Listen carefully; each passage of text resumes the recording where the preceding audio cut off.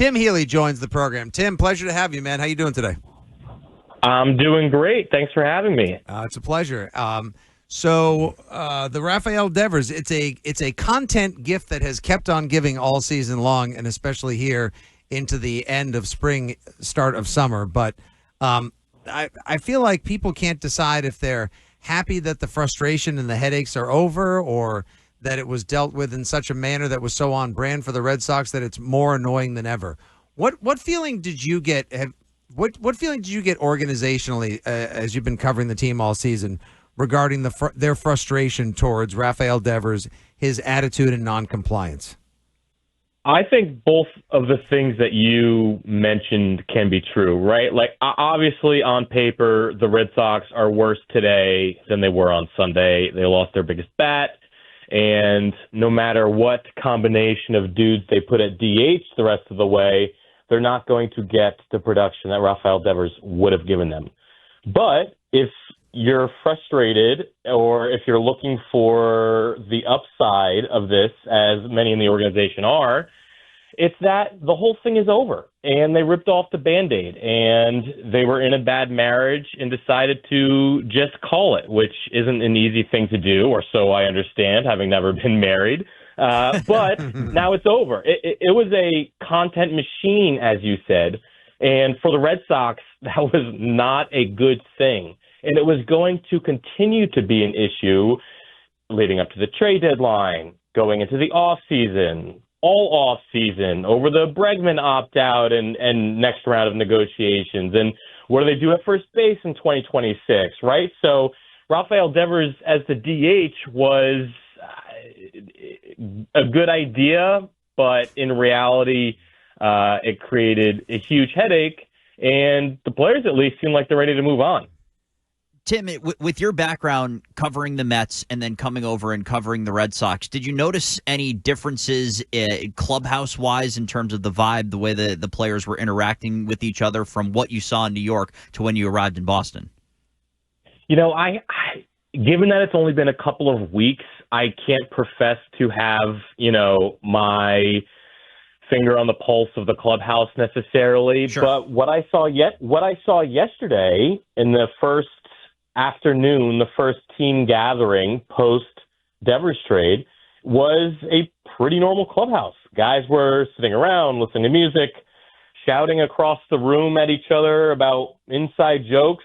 Jaron Duran had some cereal, which looked great. Like, it was a very normal day. And I can't speak to necessarily what those initial moments and hours on the plane Sunday night were like, because that's got to be a pretty weird moment.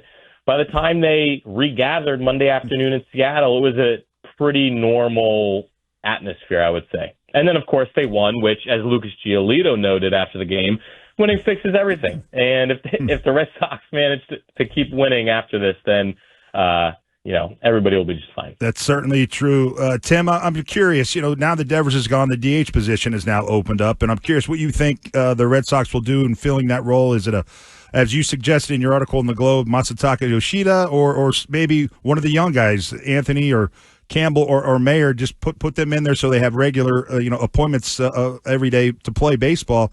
How do you think they'll approach the DH position now? So I'm looking forward to learning more probably today from Alex Cora about this particular wrinkle, which we didn't really get into yesterday on day one after the trade. But I suspect it'll be a combination of all of the things you mentioned. It is basically now a full-time position of available at-bats, 550, 600 plate appearances over the course of a full season. So they can rotate in the young guys. They can put Christian Campbell there and put a better defensive second baseman in David Hamilton at second, which they did last night.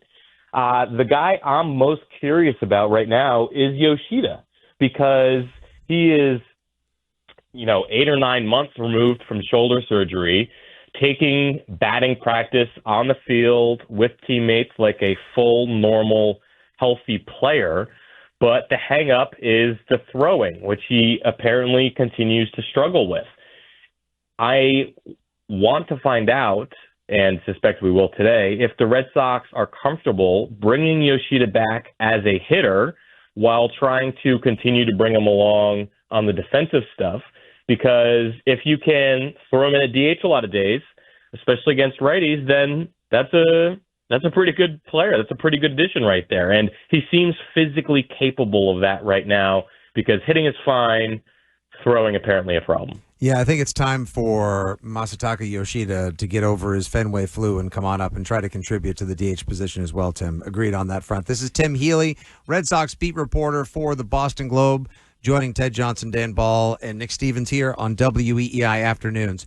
So earlier today, Craig Breslow spoke with our morning show, Tim, and said that basically things got to a point where they felt like, not like the return was, it wasn't about the return. We got convoluted answers on that, but this was something that had to happen now because they felt worse things may happen soon. Had you been privy to anything in travel, on the field, in the clubhouse before that sort of operated as a prime example of the bad attitude of Devers and how that may have wrongly influenced some of the younger players who are the future on the Sox? Not specifically, but what stuck with me yesterday from Craig Breslow and Sam Kennedy's comments were about the culture and the first impression, so to speak, that the rookies were getting of life in the majors. And if Rafael Devers was being moody, a bad employee, a bad teammate, any of those things, then that could sway these impressionable young players. And all it takes is one bad apple, as we know. You don't want to have a 25 plus one sort of roster. So the whole atmosphere around Devers recently, before I started the job and since, it was weird because everybody knew what the situation was. Everybody knew he was unhappy. The leadership was unhappy with him. And you could only operate that way for so long. Tim, the word of the day yesterday, to stick on the Breslow press conference, seemed to be alignment, which got a lot of great play on social media after. It's hard to know exactly because there are a million conversations that happen behind closed doors for all of us media's fans and alike. But do you get the sense that there is the kind of alignment between executive level, front office level, and then down to the manager that they preached on that press conference last night? I wonder about that. I'm not totally confident that there is. I think there's reason to believe, even going back to the off season and the will they won't they on Alex Bregman, about what Craig Breslow and Alex Cora feel, about how the team should operate. And of course, Craig Breslow is the boss. Alex Cora is the field manager. So there's a hierarchy there. But Alex Cora carries a lot of sway in the organization. He's been the manager for a long time. He's won a World Series with the Red Sox. He played here, of course, so he knows what that's like. So it does seem like, of all of the voices in the organization, it's not really a surprise, or wouldn't really be a surprise, if prominent people feel differently about important topics. But ultimately, Craig Breslow is the boss, so there's only so much that can be done, I guess. Tim, you mentioned that John Henry has kind of another shot at signing a franchise, player, if you will, and I'm curious. You also mentioned that the price of doing business with these superstars has gone up considerably. When you look at Vlad Guerrero's contract, Shohei Ohtani, Juan Soto's contract. Do you think now that there's some freed money that the Red Sox will try and fill that void with another superstar in this offseason? They certainly have the flexibility to now, and I know that that's a bad word for some people, but it is part of the Red Sox reality now. Even the biggest market, richest teams have room for only so many massive contracts. And with Devers and the largest Red Sox contract ever gone off the books completely, the Red Sox get another shot. And whether that's this offseason or next offseason or whenever, they can take another swing, so to speak, and sign a superstar, face of the franchise, bring in a huge bat. This offseason, the biggest guy is going to be Kyle Tucker. So we'll have to see how the Red Sox feel about their outfield and if they feel set there or if they can take on a huge, one of the best outfielders in all of baseball. That said, if you want a guy like Kyle Tucker, you will make room in the outfield, which I think the Red Sox would be able to do, even with Roman Anthony here now and all the other guys they have in the picture. That said, the free agent class this offseason isn't super sexy, really. Kyle Tucker is at the top of the list. Pete Alonso is going to be a free agent. Alex Bregman, of course, the wild card with, to what degree the Red Sox want to keep him, which I would think would be a very high degree, given how good he's been on and off the field for them.